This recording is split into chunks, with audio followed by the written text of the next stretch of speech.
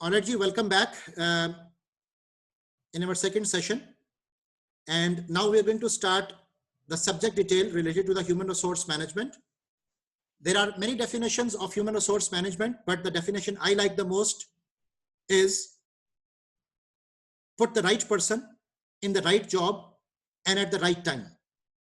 Now, this is pretty simple expression, but in this pretty simple expression, जो बहुत बड़ा question है वो ये है कि who is the right person and where is the right job and how can we define that this is the right time during which we have to place the person in the job.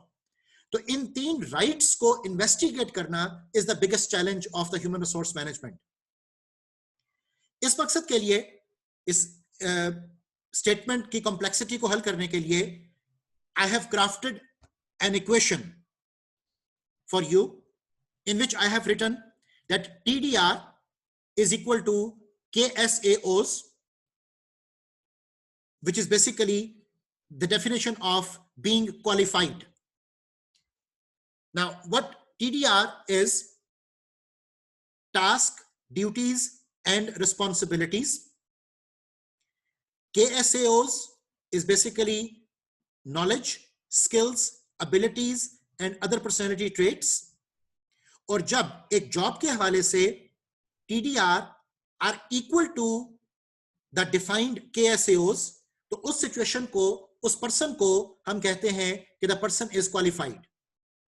And supposedly, if the KSAOs are more than the TDR in a particular job, then the person is overqualified, that is not the right person. और अगर KSAOs are less than the TDR, then the person is underqualified, and even that is not the situation of the right person. So right person is the person who is qualified, because overqualified होने की अपनी repercussions हैं, उसके अपने pros and cons हैं, underqualified होने के अपने मसाइल हैं. So दोनों cases में long term organization के benefit में ये लोग नहीं होते. So what we are looking for in the context of human resource management, that we are looking for the qualified person, the qualified people. लेकिन qualified भी वो तभी बन पाएंगे जब right job proper तरीके से elaborated होगी, जब जॉब का जो डिजाइन है उसको जॉब डिजाइन की रिक्वायरमेंट्स के मुताबिक वो बनाया गया होगा, जहां पर ना जरूरत से ज्यादा टास्क स्पेशलाइजेशन हो, ना वहां पर कोई अननेसेसरीली आप जॉब एनरिचमेंट्स एंड जॉब एनलार्जमेंट्स क्रिएट करनी शुरू कर दो. सो आपको जॉब को प्रॉपर वे में डिफाइन करना वो जरूरी होगा. अब जॉब को प्रॉपरली डिफाइन करना itself is a very big challenge. उसके लिए हमें बेशुमार एक्सपर्ट्स की जरूरत होती है, because every person can not even just define the job in a true sense. Even आपने एक एक्सप्रेशन सुना होगा SOPs, स्टैंडर्ड ऑपरेटिंग प्रोसीजर्स. तो SOPs को डिजाइन करना भी is quite a complicated phenomena. उसके हवाले से बेशुमार हमारे पास क्वालिटी स्टैंडर्ड्स हैं, उसके बेशुमार रूल्स हैं जिनको मद्देनजर रखकर एक जॉब को डिजाइन किया जाता है.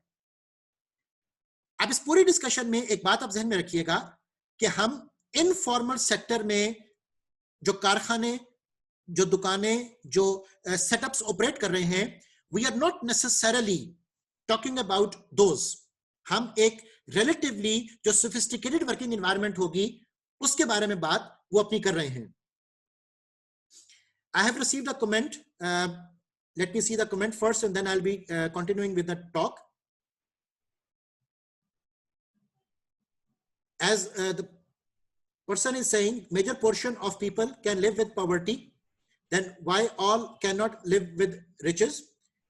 If they all can survive without having some facilities as luxuries, then they can also survive with those facilities as necessities.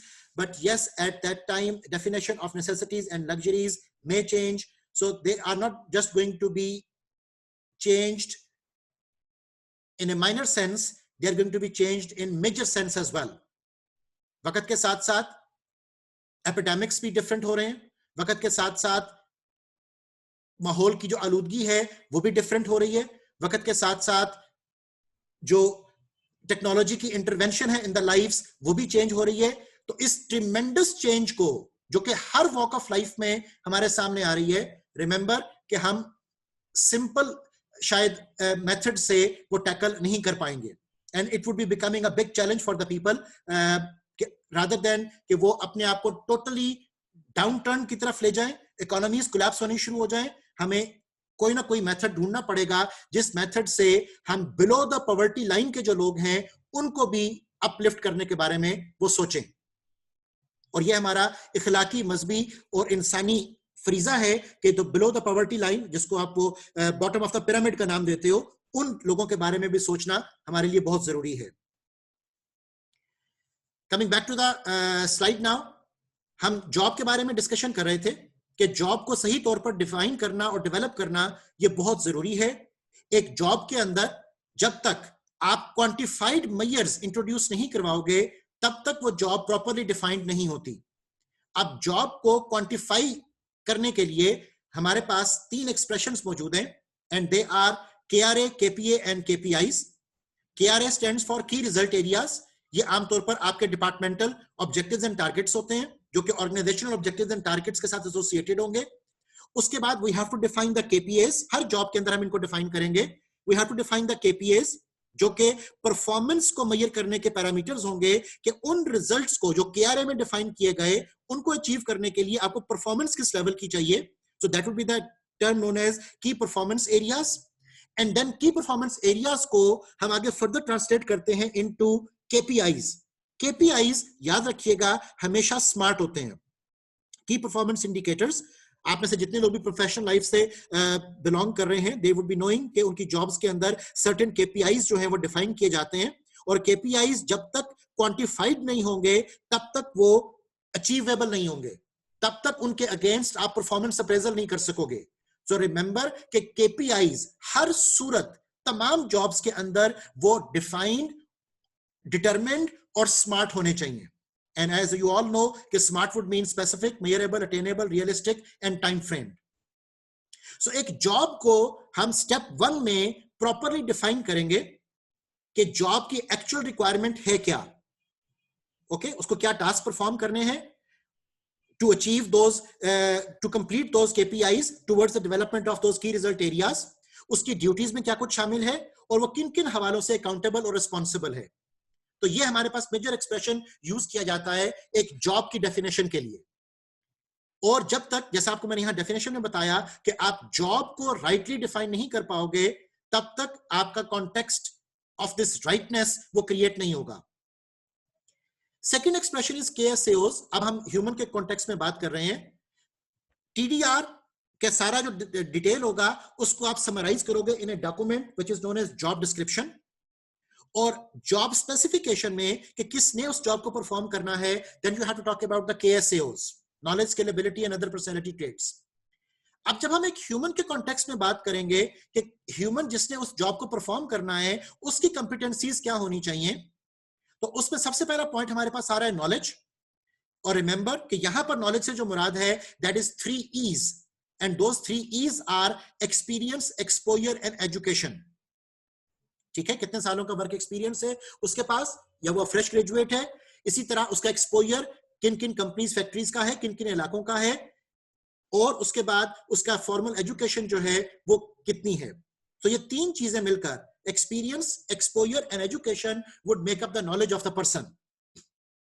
The second is skill, जो KSAOs के अंदर हम सेकंड पॉइंट देख रहे हैं, that is the skill set, क्योंकि हम right person को वो डिफाइन करना चाह रहे हैं. तो स्किल सेट में हमारे पास 2 तरह की स्किल सेट्स अवेलेबल होती हैं. One are known as transferable skills and other are known as non transferable skills. इसकी अभी आपको मैं पूरी फहरिस्त दिखाता हूं कि किन किन स्किल्स को हम ट्रांसफरेबल कहते हैं और किन किन स्किल्स को हम नॉन ट्रांसफरेबल काउंट वो करेंगे.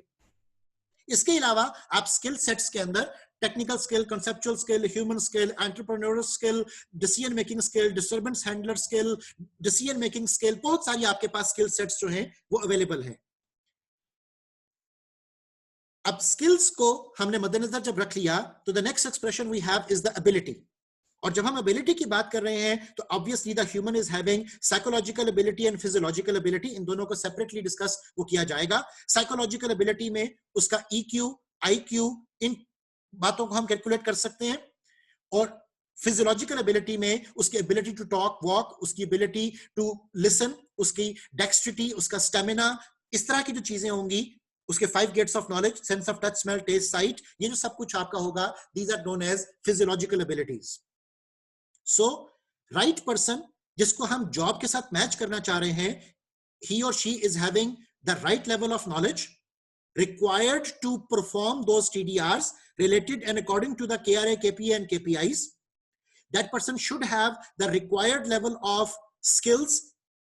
That person should have the right abilities to tackle those job complications and job challenges. And obviously, last but not the least, that person should be having the right personality.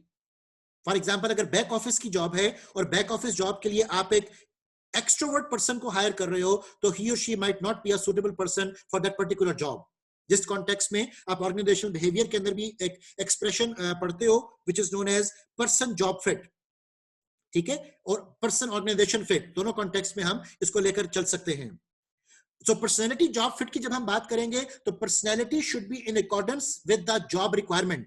और जब हम person organisation fit की बात कर रहे हैं तो उस सूरत में हम कल्चरल जो कोलैबोरेशन है, कल्चरल जो उसकी एफिलिएशन है, कल्चरल जो उसकी एडजस्टमेंट है, उसको डिस्कस किया जाता है. एंड कल्चर मींस ऑर्गेनाइजेशन के इंटरनली जो एनवायरनमेंट है वो जो उसको सपोर्ट भी कर सकती है और वो उसके लिए चैलेंज भी क्रिएट कर सकती है. सो पर्सनैलिटी ट्रेट्स को अलाइन किया जाता है ऑर्गेनाइजेशनल पर्सपेक्टिव में. अगर आपने एक सेल्स पर्सन को हायर करना है and you are hiring an introvert person, तो obviously introvert person can do the job, लेकिन वो by personality job burnout, job anxiety, frustration, इन सब चीजों का शिकार हो जाएगा. बिकॉज सेल्स के केस में उसको डेली इंटरेक्शन करना पड़ रहा है कस्टमर से, उसको लोगों से बातचीत करनी पड़ रही है और बाय पर्सनैलिटी वो काम नहीं करना चाहता, वो अपने आप को फोर्स कर रहा है, अपने ऊपर खोल चढ़ा रहा है. तो होगा क्या कि वो इंटरनली उसकी जो पर्सनैलिटी कॉन्फ्लिक्ट्स हैं वो अराइज होने शुरू हो जाएंगे. Therefore, right person is with right level of KSAOs, right job which is properly defined and discussed and elaborated and shared. And when these two rights are combined, तो उस situation को हम कहते हैं कि now the person is qualified. अब तीसरा expression जो मैंने इस डेफिनेशन में आपके लिए रखा, and that is at the right time.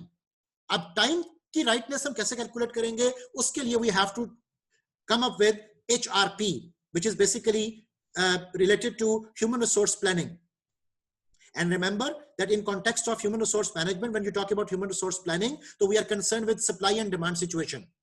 अब supply and demand situation को हमने मद्देनजर रखना है. हमें यह भी देखना होगा कि ऑर्गेनाइजेशन के इंटरनल कंस्ट्रेंट्स एंड कंडीशंस क्या हैं, हमें यह भी देखना होगा कि एक्सटर्नल जॉब मार्केट के कंडीशंस एंड कंस्ट्रेंट्स क्या हैं, और फिर इन दोनों चीजों को हमें बैलेंस वो करना पड़ेगा. फॉर एग्जाम्पल, एक हाइपोथेसिस जो डिस्कस किया जाता है बड़ा popular related to the strategic human resource management, वो हाइपोथेसिस ये है कि फ्रेश ग्रेजुएट्स या people who are not having job in the market, उनका क्लेम ये है कि मार्केट में जॉब्स नहीं है. जबकि अगर आप इंडस्ट्री का सर्वे करो तो उसका क्लेम ये है कि हमें क्वालिफाइड लोग नहीं मिलते. अब ये दो टोटली डिफरेंट बातें हो गई. The fresh graduates and the people who are not having job, they are claiming कि job नहीं है. And the people who are offering the jobs, they are saying कि उनको qualified लोग वो नहीं मिल रहे. इसका मतलब क्या हुआ कि इसी पॉइंट के ऊपर there is a very big gap prevailing.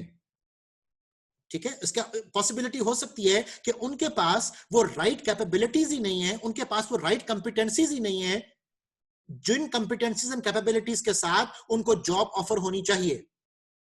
ठीक है, और जो लोग अपनी उन कैपेबिलिटीज और कॉम्पिटेंसीज को डेमोन्स्ट्रेट कर पाते हैं, दे ऑफ्टन गेट द जॉब.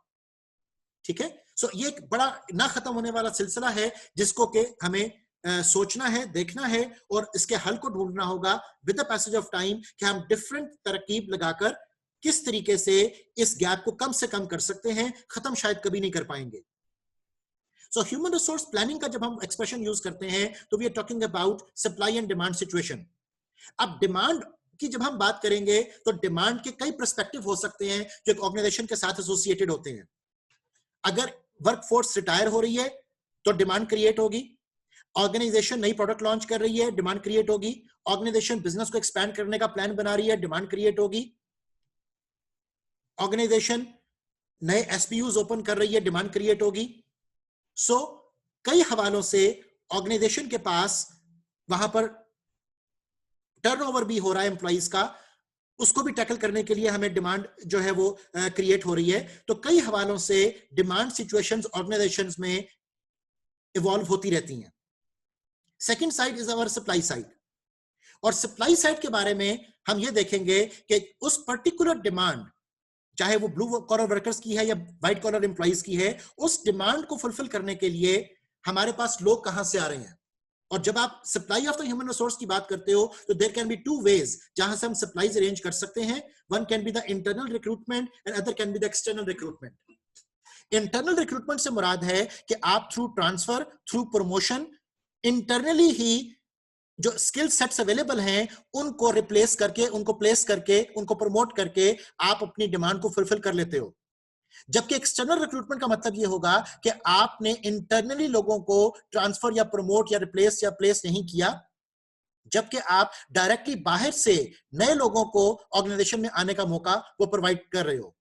अब no doubt internal recruitment, external recruitment के अपने प्रोस एंड कॉन्स हैं, इसके अपने एडवांटेजेस एंड डिसएडवांटेजेस हैं, लेकिन बीइंग एन एचआर पर्सन आपको ये बात बहुत सेंसिटिवली देखनी पड़ेगी कि किस वक्त जरूरत को किस तरीके से फिल करना आपके लिए फायदेमंद वो होगा। So this is basically the context of this definition, जिसमें कि हम एक HRM के पूरे पर्सपेक्टिव को वो देख रहे हैं। No doubt along with that आपकी जो HR की फंक्शनैलिटीज हैं, जिसमें कि recruitment and selection, training and development, performance appraisal, compensation and benefit, performance, ये सब चीजें आपकी वो काउंट की जाती हैं, ये फंक्शनल एस्पेक्ट्स हैं। लेकिन ओवरऑल जब हम इन तमाम फंक्शनल एस्पेक्ट्स को केप्ट कांस्टेंट रखकर देखें तो आपको करना क्या है, you have to identify the right person for the right job at the right time. अब जब हम इस राइट पर्सन को इस जॉब पर प्लेस कर देते हैं और वो वहां पर हमें रिक्वायर्ड लेवल ऑफ परफॉर्मेंस देना शुरू कर देता है, तो उस सिचुएशन को हम उस शख्स के हवाले से कहते हैं उस शख्स की एम्प्लॉयबिलिटी। और याद रखिएगा कि employability is directly based upon the competency. Okay, अब एक जॉब को एक वर्कर, एक एम्प्लॉय बहुत अच्छा परफॉर्म कर रहा है तो उसकी employability is good. That means कि उसकी कंपिटेंसी राइट अमाउंट में, राइट लेवल के ऊपर अवेलेबल है और उस कंपिटेंसी के साथ वो क्वालिफाइड है और ऑर्गेनाइजेशन में परफॉर्मेंस अपनी शो कर रहा है, केपीआईज को अचीव कर रहा है और ऑब्जेक्टिव्स को अचीव करने में मदद दे रहा है। With the passage of time जब एक एम्प्लॉय अपनी कंपिटेंसी को प्रोफिशिएंसी में कन्वर्ट करना शुरू कर दे, जब अपनी कंपिटेंसी को वो फर्दर डेवलपमेंट अपॉर्चुनिटीज को अवेल करने के लिए यूज करना शुरू कर दे, तो वहां से उसकी प्रमोटेबिलिटी का जो कॉन्सेप्ट है वो स्टार्ट होता है। So promotability is more dependent upon the proficiency and you can also say the proficiency is the superlative degree of the competency. So proficiency पर बेस्ड उसकी प्रमोटेबिलिटी वो डिसाइड की जाती है। अब चाहे वो सक्सेशन प्लानिंग हो और चाहे वो एक रूटीन में कैरियर प्रोग्रेशन या कैरियर लेडर के आप डेवलपमेंटल चांस को वो विजुअलाइज कर रहे हो। अब हमारे यहां पर ह्यूमन रिसोर्स मैनेजमेंट से रिलेटेड एक बहुत बड़ा जो इशू है, particularly small and medium enterprises के अंदर, जहां पर mostly family run enterprises operate कर रहे हैं, succession planning is a very big issue. क्योंकि हमारे यहां पर फैमिली रन एंटरप्राइजेस के अंदर the next successor is mostly the person having the blood relation. और अब देखना ये पड़ता है और जो सोचने का लम्हा फिक्रिया है वो ये है कि the person having the blood relation जो सक्सेशन प्लानिंग में अपने आप को नेक्स्ट टॉप मैनेजमेंट पर फील कर रहा है, उसके पास right level of competency and proficiency है कि नहीं। और अगर उसके पास right level of competency and proficiency नहीं है तो that would be resulting into disaster in a family run enterprise. Okay, तो ये इस तरह के इश्यूज जो हैं इनको भी हमें बड़ा टेक्निकली विजुअलाइज करना पड़ेगा, सोचना पड़ेगा और देखना पड़ेगा कि हम टाइमली किस किस्म की ट्रेनिंग्स, किस किस्म के डेवलपमेंटल प्रोग्राम्स वो लॉन्च कर सकते हैं जिससे कि प्रोस्पेक्टिव एम्प्लॉइज की जो कैपेबिलिटी है वो बढ़ाई जा सके। So qualified person is having employability which is based upon competency. उसकी प्रमोशन हो सकती है कि नहीं, that is based upon their proficiency. Or by the time when the people are having proficiency and they have started showing efficiency, तो वहां से उनकी मार्केटेबिलिटी भी डेवलप होनी शुरू हो जाती है। मार्केटेबिलिटी से मुराद ये है कि बाज़ औक़ात लोग उस ऑर्गेनाइजेशन में अपनी कैरियर प्रोग्रेशन करने की बजाय they switch the job, they leave the company and join some other organisation and that might be the competitor. और उसे मार्केटेबिलिटी को देखकर एक और एक्सप्रेशन बड़ा इंपॉर्टेंट है जो कि हमारे कल्चर में भी बहुत आम है, उसको नोट कर लीजिएगा, and that is employee poaching. Employee poaching का मतलब यह होता है कि एक ऑर्गेनाइजेशन में जो एक एम्प्लॉय जिसके पास higher level of competency proficiency है, जिसकी एम्प्लॉयबिलिटी प्रमोटेबिलिटी इज गुड, तो दूसरी कंपनी उसको ज्यादा पैसे देकर हायर कर लेती है। ठीक है, उसके लिए जो एक्सप्रेशन हमारा आचार्य में यूज होता है दैट इज एम्प्लॉय पाउचिंग। तो marketability is always a threat.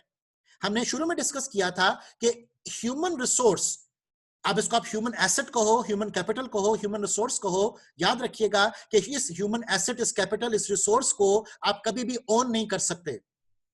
तो हमें क्या करना पड़ेगा, हमें ह्यूमन रिसोर्स से रिलेटेड रिटेंशन स्ट्रेटजीज को यूज वो करना पड़ेगा ताकि हम उनको रिटेन कर सकें अपने पास जहां तक मुमकिन हो सके। लेकिन इसके बावजूद जो कंपेटिटर है, जो दूसरी फर्म्स के लोग हैं, वो एम्प्लॉय पाउचिंग को यूज करते हैं, वो ज्यादा अच्छे बेनिफिट्स एंड पैकेजेस ऑफर करते हैं, and the employee is obviously going to switch because उसकी जो नीड्स हैं, उसकी जो सेटिस्फेक्शन लेवल है, वो शायद उस प्रीवियस कंपनी के अंदर उस तरीके से फुलफिल नहीं हो रहा होगा। अब मार्केटेबिलिटी को इंक्रीज करने के लिए एम्प्लॉइज के पास जो कॉन्सेप्ट है that is that they have to come up with more level of efficiency, और एफिशिएंसी में जो सबसे इंपॉर्टेंट वेरिएबल आइडेंटिफाई किया गया that is the factor of networking. ठीक है, जितनी उसकी कम्युनिकेशन, जितनी उसकी नेटवर्किंग कैपेबिलिटी और स्किल बेहतर होगी, उतना ज्यादा उसके पास चांस है कि the person would be having higher levels of marketability. Fred Luthans ने अपनी किताब ऑफ ऑर्गेनाइजेशनल बिहेवियर में इस बात को स्पेसिफिकली जिक्र किया हुआ है कि there are two types of managers. एक को वो कहता है सक्सेसफुल मैनेजर और एक को वो कहता है एफिशिएंट मैनेजर। सक्सेसफुल मैनेजर वो मैनेजर है जिसके पास नेटवर्किंग कैपेबिलिटी बहुत अच्छी होती है और वो अपनी नेटवर्किंग की बेसिस पर ज्यादा तेजी से तरक्की करता है as compare to just an efficient manager. जो सिर्फ एफिशिएंट मैनेजर है उसकी एम्प्लॉयबिलिटी तो बहुत अच्छी होगी, she would be working very good in the current job, लेकिन उसके पास मार्केटेबिलिटी और प्रोमोटेबिलिटी का जो चांस है वो रिलेटिवली कम हो जाता है। देयरफॉर अब जब हम ह्यूमन रिसोर्स की प्लानिंग कर रहे हैं, जब हम ह्यूमन रिसोर्स पर्सपेक्टिव में चीजों को सोच रहे हैं and we are looking at the right person at the right job at the right time, तो रिमेंबर कि हमें लोगों की employability which is based upon their competency, उनकी promotability which is based upon their proficiency and their marketability which is based upon their efficiency and particularly on their networking, इन सब चीजों को भी विजुअलाइज करना पड़ेगा, सोचना पड़ेगा और प्लान करना पड़ेगा कि अब हम अपनी कंपनी के अंदर अपने एम्प्लॉइज को किस तरीके से ट्रेन एंड डेवलप करें, किस तरीके से उनको कैरियर लेटर ऑफर करें, किस तरीके से हम उनकी सक्सेशन प्लानिंग करें और किस तरीके से हम उनको अपने पास रिटेन करने की वो कोशिश करें। अब चूंकि अभी आपसे मैंने स्किल्स की बात की, तो स्किल्स के कॉन्टेक्स्ट में हमारे पास ये एक मुख्तसर सी फहरिस्त है ट्रांसफरेबल स्किल्स की। अब ट्रांसफरेबल स्किल्स उन स्किल्स को कहा जाता है कि सपोजिटली अगर एनालिसिस के अंदर हम जब ऑडिट करेंगे स्किल्स का, हमें पता चले कि आपके पास किसी पर्टिकुलर स्किल सेट की कमी है, तो हम उस स्किल सेट को आपको सिखा भी सकते हैं। तो अगर स्किल्स सिखाई जा सके तो उनको हम कहते हैं ट्रांसफरेबल स्किल्स। अब ट्रांसफरेबल स्किल्स में अगर आप इसकी फहरिस्त देखो, we have interpersonal skills, oral communication skill, public speaking skill, counseling skill, coaching and mentoring skill, teaching training skill, supervising skill, leadership skill, persuading skill, negotiating, mediation skill, interviewing skill. So there are lots and lots of numbers of skills जिनको के हम count कर सकते हैं। इन skill sets में से एक skill set which is in the middle of the slide मैंने highlight किया हुआ है, which is analytical and logical thinking skill। इसके बारे में हम अभी एक टेस्ट कंडक्ट करेंगे और उस टेस्ट में आपको मैं ये बताऊंगा कि इन स्किल्स को कैलकुलेट कैसे किया जाता है। अब बीइंग फ्यूचर प्रोफेशनल्स और if you are already working in an organisation, आपको अपना ऑडिट भी करना है और उस ऑडिट में आपको ये देखना है कि इन स्किल सेट्स में से अगर हम सपोजिटली इसी को एक फहरिस्त समझ लें कि हमारे पास ट्रांसफरेबल स्किल्स की ये एक चेकलिस्ट है, तो इस चेकलिस्ट में व्हाट डू यू थिंक आप किस किस स्किल में you are lacking behind? और जिस स्किल में if you feel as if you are lacking behind, तो उस स्किल के हवाले से जो आपकी प्रोमोटेबिलिटी है, जो आपकी प्रोफिशिएंसी है, वो चैलेंज हो सकती है। उस स्किल के हवाले से आपकी कंपिटेंसी चैलेंज हो सकती है। ठीक है, सो रिमेंबर कि आपको अपने skill sets and the right skill sets के ऊपर फोकस करना वो बहुत जरूरी है। और वो राइट स्किल सेट्स कौन से हैं, with the due course of time I will be showing you and sharing with you कि आपके राइट स्किल सेट्स इस वक्त डिमांडेड वो कौन से हैं और आप उसको किस तरीके से बेहतर और किस तरीके से इन्वेस्टिगेट वो कर सकते हो। ये तो बात हो गई कि हमारे पास ट्रांसफरेबल स्किल्स कौन कौन सी हैं। ठीक है, इसमें लैंग्वेज स्किल्स भी हैं, इसमें आर्टिस्ट स्किल्स भी हैं, इसमें मैकेनिकल स्किल्स भी हैं, इसमें आपके एडमिनिस्ट्रेटिव स्किल्स भी हैं। So we are looking at a large number of transferable skills. जब हम बात करते हैं नॉन ट्रांसफरेबल स्किल्स की, तो नॉन ट्रांसफरेबल स्किल्स को मैं एक जुमले में वो खत्म करना चाहता हूं, and that is the sentence which I have sorted out for you.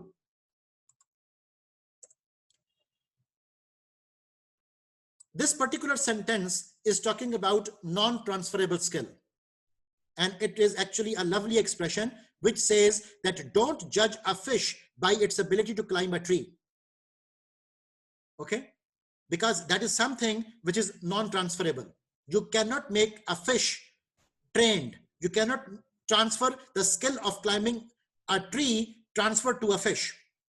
Okay, so इस तरह के जितने भी perspectives होंगे, they are all known as non-transferable skills. So जो non-transferable skills हैं, ये basically आपकी innate skills होती हैं. They are more linked with your ability set. Okay, rather than they are linked with your skill set. जो non-transferable का part होता है, it is more linked with the ability set. ठीक है? For example, like suppose the person is a blind person, and you are trying to train a blind person that how to craft an abstract art. It might be something difficult for that person to understand and pick that. Okay, no doubt हमारे पास exceptional examples available हैं, जैसे you might have heard about Helen Keller, लेकिन everybody is not Helen Keller actually. Okay, so exceptions kept constant. Still remember that don't judge a fish by its ability to climb a tree. This is something which we call non-transferable. यहाँ पर हमारा Zoom session time खत्म हो रहा है। इंशाल्लाह हम next Zoom session को ज्वाइन करेंगे आफ्टर 5 minutes.